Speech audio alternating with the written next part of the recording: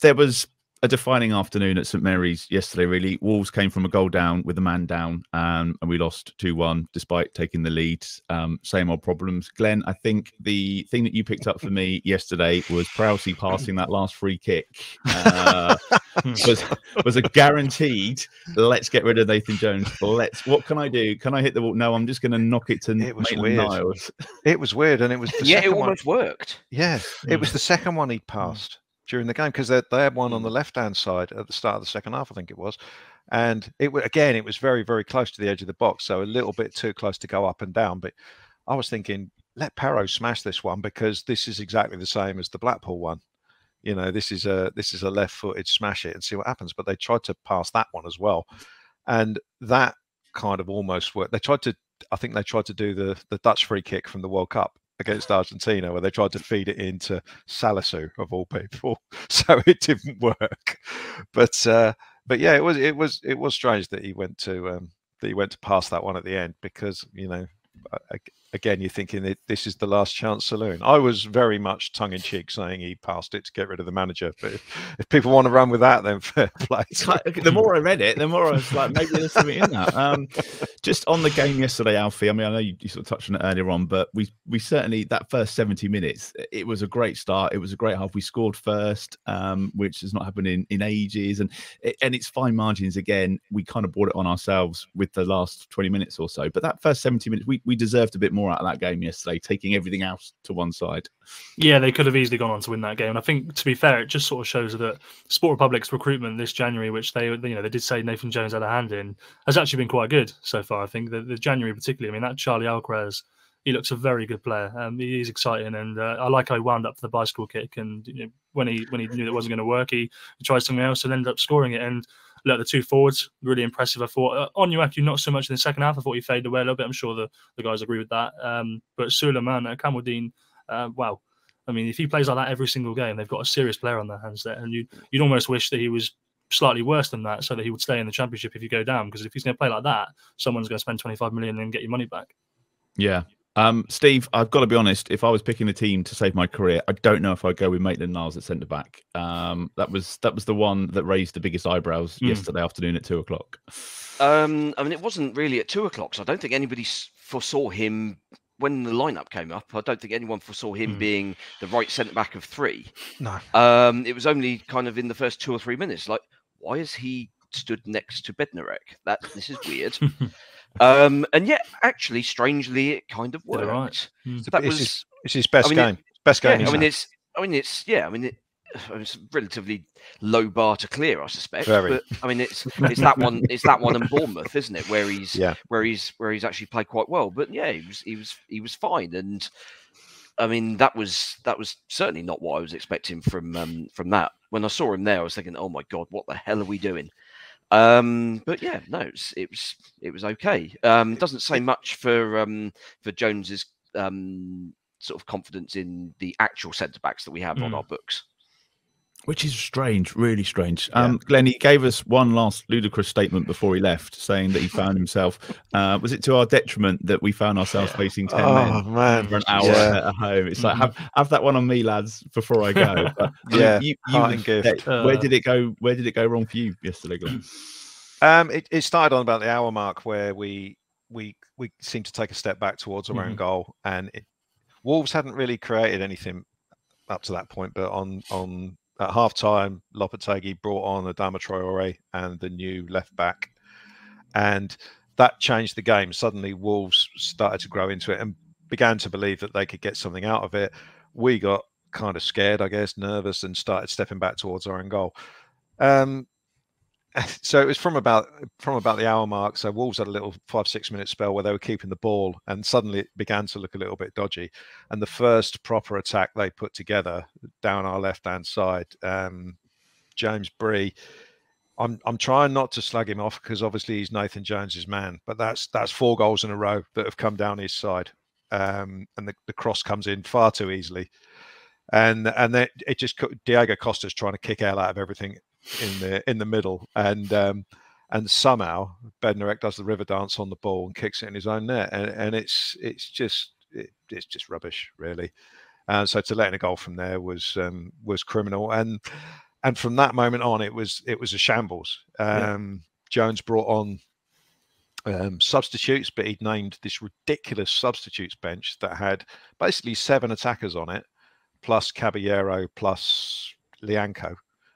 Takes off Perro. He's got no left back to bring on. He's obviously trying to move Salisu over there. So then for about 5 minutes, no one knew where they were. They nearly scored again with a break down the left because there was no one there.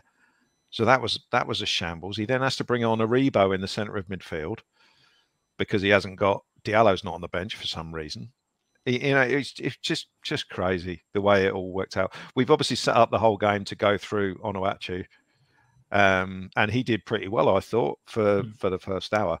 But we then took him off, and then there was nothing. There was no plan. And the other thing I thought of is, I remember Ralph back in the day saying that we practice playing against 10 men because you have to play a different way. You have to spread the play. You have to keep the ball. You have to make the other team work.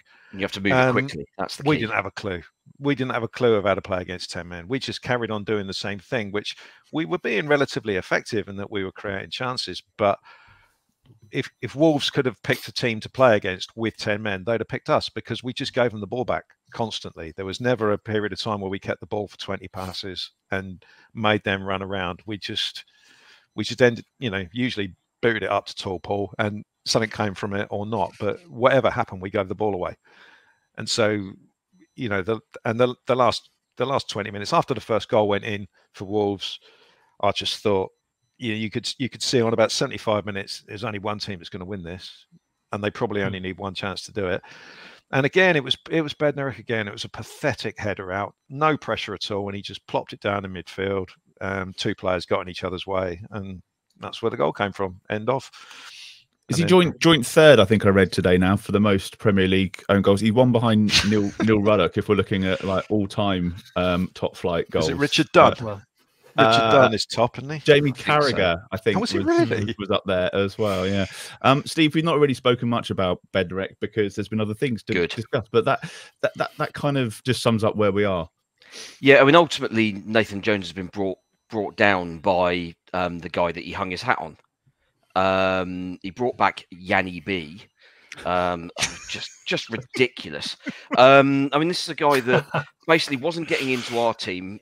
Bear in mind how bad we've been since kind of the end of February last year. It's a guy that can't get in that team. That was conceding like 2 goals a game. He then gets sent on loan to Villa, decides to slag off his parent club, and doesn't get a game for Villa. Comes back with his tail between his legs because the new guy thinks that he's the man, and he plays every game, and he's terrible. I mean, the guy's pathetic. He's turned his back on 2 shots for that second goal. The first one has hit him in the backside, and it's come straight back to the guy, and he said, "Thank you very much. I'll stick that in the corner," and Bazuni's got no chance. He seems to be in the team as some sort of organizer, but he doesn't do any organizing. All he does is whinge at people. The only on the TV coverage out here, you see like every time it zooms in on him, he's shouting at somebody. It's very clearly not an encouragement shout. It's why have you not done that? Why am I dealing with this person? It's like, I mean, that's your job. You're a defender. Deal with what's in front of you. And yeah, Jones has brought him in at the expense of players that a lot of people think are better and a better pedigree. Chaleta Sarr is not perfect. Lianco also not perfect. But ultimately, they've both completely outperformed Bednarek. And I mean, let's be fair, from yesterday, Maitland-Niles was a better centre back than Jan Bednarek. Things we never thought we'd be saying. Yeah, and yet that's where we are. And I mean, whoever comes in will surely sort of assess the way the last month or 6 weeks or so has gone. And basically just say, sit this one out for the rest of the season. And Alfie, before we move on, the positives, some good debuts, good full debuts yesterday. Are you confident that somebody coming in can actually get that squad ticking and start getting some results? Is there enough there from what you saw for that first 70 minutes? Yeah, look, obviously I mentioned about the guys who performed really well. And actually, up until the guy, I thought James Bree did well as well. So it was like I say, it's a shame that Glen's absolutely right to point out that a fourth goal in a row has come from that side of the pitch. You can't keep doing that. But look, is there enough there? I don't know. Probably, maybe not. It's a bit of a task, but there is a system there that works. There is something there that it's a very basic football system. It's lump it to a really, really tall fella and have a really quick fella run off him. It's not rocket science. Any coach that comes in can and should do that. But it could be pretty effective, and they have to believe in that. And the midfield's pretty good as well, isn't it? You know, Romeo Lavia, Charlie Alcaraz, James Ward-Prowse, and even Ibrahim Diallo. That's a good four-man selection. You can put a few combos there that will work. And like you say, I think Steve's absolutely bang on. It's just they've just a pretty desperate and deluded effort by Nathan Jones to save his defence with Jan Bednarek coming back. You know, not necessarily apportioning all blame to him, but just not what they needed. And it's something that he believed he did. Obviously, he felt that he looked at his options and felt there wasn't what he wanted there, and he thought he had it. Totally incorrect, unfortunately. And you'd like to think that a new coach will see that, and Juju Kletkar, Mohamed Salisu, those guys are better. Yeah, all eyes on the starting lineup at Chelsea. It's unbelievable that the 3 games he actually won in a row, Bednarek didn't play in any of those, did he? And then he comes back in, and you know, Who knew? It's not totally his fault, but suddenly, it's bizarre. The more you think about it, the more bizarre it is. He's the Captain Chaos of central defenders. That's the problem. Things seem to happen around him, whether it's his fault or not. It's just always around him. Gianni B. Captain Chaos sounds like a kid's cartoon.